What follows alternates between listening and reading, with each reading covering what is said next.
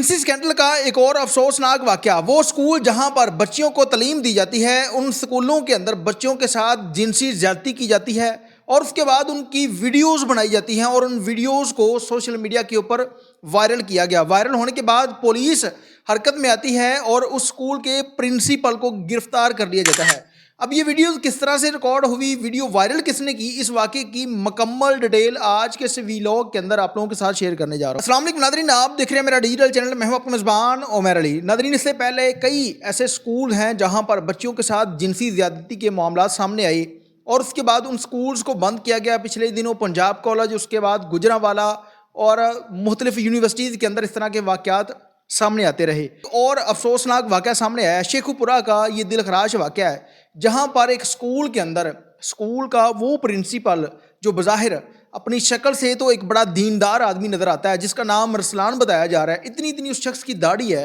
اور وہ بچیوں اور ٹیچروں کے ساتھ اتنی گھنونی حرکتیں کر رہا ہے جس کو دیکھنے کے بعد آپ استغفر اللہ کا ورد. وہ شخص اپنے آفس کے اندر بچیوں کو بلاتا ہے اور بچیوں کو بلانے کے بعد ان کا جنسی استحصال کرتا ہے۔ بعد اس سارے فیل کی ویڈیو ریکارڈ ہوتی ہے اور اس کے بعد وہ ویڈیوز لیک ہوئی اور اس کے بعد جب اس کے اوپر FIR ہوئی، پولیس نے اس کو گرفتار کیا۔ گرفتاری کے بعد جب اس معاملے کی تفتیش کی جاتی ہے تو کچھ اس طرح کے انکشافات ہوتے ہیں جسے سن کر آپ لوگوں کی روح کانپ جائے گی۔ اب یہ شخص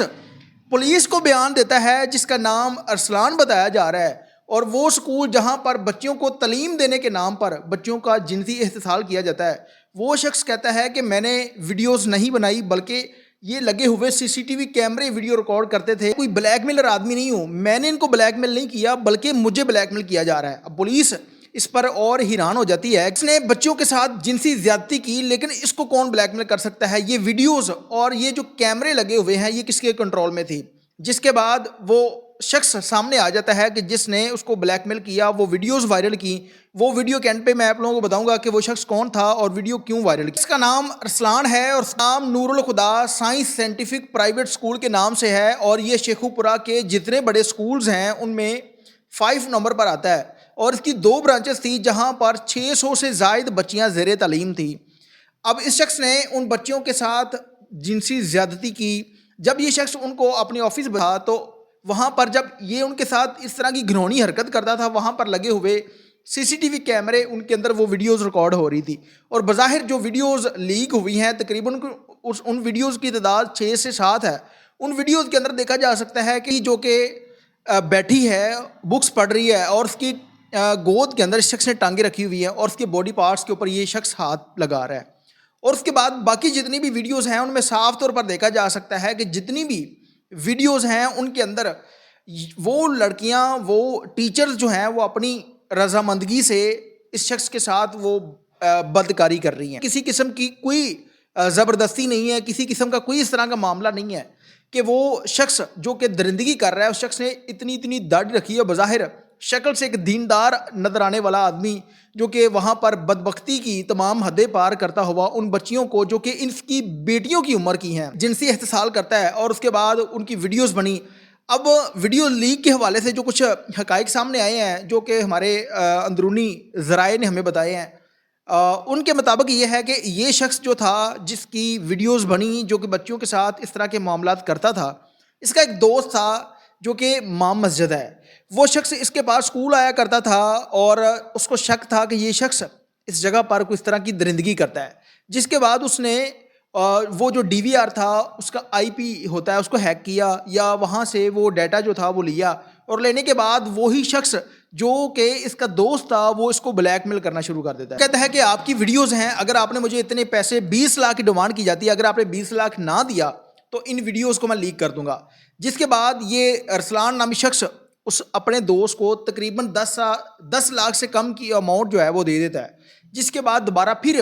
اماؤنٹ کا مطالبہ کیا جاتا ہے تو یہ شخص اپنے اسکول کو لاک کرتا ہے اور وہاں سے فرار ہو جاتا ہے، غائب ہو جاتا ہے۔ جس کے بعد وہ شخص اس ویڈیوز کو وہاں کے جو مقامی واٹس ایپ گروپ تھے ان کے اندر کرتا ہے، جس سے وہ ویڈیوز وائرل ہو جاتی ہیں، اور ویڈیو وائرل ہونے کے بعد کرتے کراتے وہ پولیس کے پاس پہنچتی ہیں اور پولیس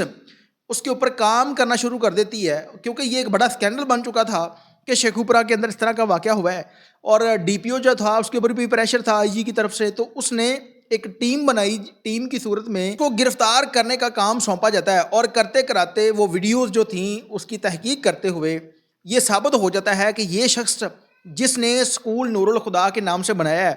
اسی اسکول کے آفس میں ان بچوں کو جنسی زیادتی کا نشانہ بنایا جاتا رہا ہے, اور اس کے بعد اس شخص کو گرفتار کیا جاتا ہے. اور سب سے بڑی حیرت کی بات یہ ہے کہ جب اس شخص کو گرفتار کیا گیا تو اس کی فیملی نے اس اسکول کے اوپر جو نام لکھا ہوا تھا اس کے اوپر وہ کلر کر دیا تاکہ اس اسکول کا نام بدنام نہ ہو, اور وہاں پہ لکھ دیا کہ یہ بلڈنگ جو ہے وہ کرائے کے لیے خالی ہے. آج جب اس کو گرفتار کیا گیا, شامل تفتیش کی گئی, تو پتہ چلا کہ ویڈیوز کس طرح سے وائرل ہوئی ہیں, ویڈیوز بنی کس طرح سے ہیں, وہ سارا معاملہ سامنے آ گیا. لیکن بدقسمتی سے اس واقعے کے بعد جس طرح کہ پنجاب کالج کا واقعہ ہوا, خواہ وہ سچا تھا یا جھوٹا تھا, اگر سچا تھا تو اس کے بیک اپ پہ کوئی شخص ایسا منظر عام پہ نہیں آیا کہ جو کہ اس کے خلاف اپلیکیشن دیتا. اب اس کے اوپر جو ایف آئی آر ہوئی تھی یہ پولیس کی مدیت میں ایف آئی آر ہوئی ہے. کوئی شخص, جتنی بھی ویڈیوز کے اندر خواتین تھیں, لڑکیاں تھیں, ان میں سے کسی نے جرأت نہیں کی کہ وہ سامنے آئی تھی اور اس کے اوپر ایف آئی آر کرواتی اور اس کی مدعیہ بنتی. اس کیس کے اندر مدعی بنی ہے اور اس کے اوپر ایف آئی آر ہوئی ہے, اور شامل تفتیش ہونے کے بعد اس سے وہ سارا مواد جو ہے وہ پولیس کے حوالے نے اس سے وہ جو ڈیٹا تھا وہ سارے کا سارا ریکور کر لیا, کیمرے, ڈی وی آر, وہ ساری چیزیں جو ہے وہ اپنی حراست میں لے لی ہیں. لیکن کوئی ایک سنگل شخص بھی اس کے پیچھے, وہ لڑکیاں جن کی ویڈیوز بنی ہیں, بظاہر وہ ویڈیوز کے اندر وہ سب کچھ نظر آ رہا ہے, وہ لڑکیوں کے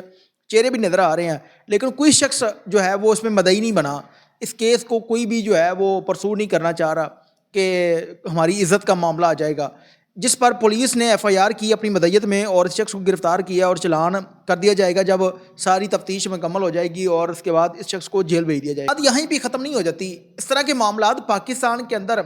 ہم مسلمان ہیں اور ہمارا جو ہے وہ ایک جو اسلامی نظریہ ہے اس کے مطابق کہ جو شخص تعلیم حاصل کرنے کے لیے گھر سے نکلتا ہے, نورانی فرشتے جو ہے اس کے پاؤں تلے پر بچھاتے ہیں کہ یہ شخص تعلیم حاصل کرنے کے لیے جا رہا ہے. لیکن آج کل کے جو تعلیمی ادارے ہیں, چاہے وہ مدرسے ہوں, چاہے وہ سکولز ہوں, ان کے اندر بچوں کے ساتھ, بچیوں کے ساتھ جنسی معاملات کیے جاتے ہیں, اور کئی اس طرح کے واقعات سامنے آئے ہیں. لیکن ان کو سزا کیوں نہیں دی جاتی کہ کوئی شخص جس نے ایک مدرسے کے اندر ایک بچے کو یا بچی کو زیادتی کا نشانہ بنایا ہے, اس شخص کو سرعام پھانسی کیوں نہیں دی جاتی کہ یہ معاملہ یہیں پہ ختم ہو جائے. لیکن یہ لوگ افسران ہیں, وہ اس معاملے کے اوپر آواز کیوں اس کو دبانا پسند کرتے ہیں, اس کے اوپر آواز کیوں نہیں اٹھاتے کہ اس شخص نے جس نے اس طرح کی گھنونی حرکت کی ہے, اور وہ بھی ایک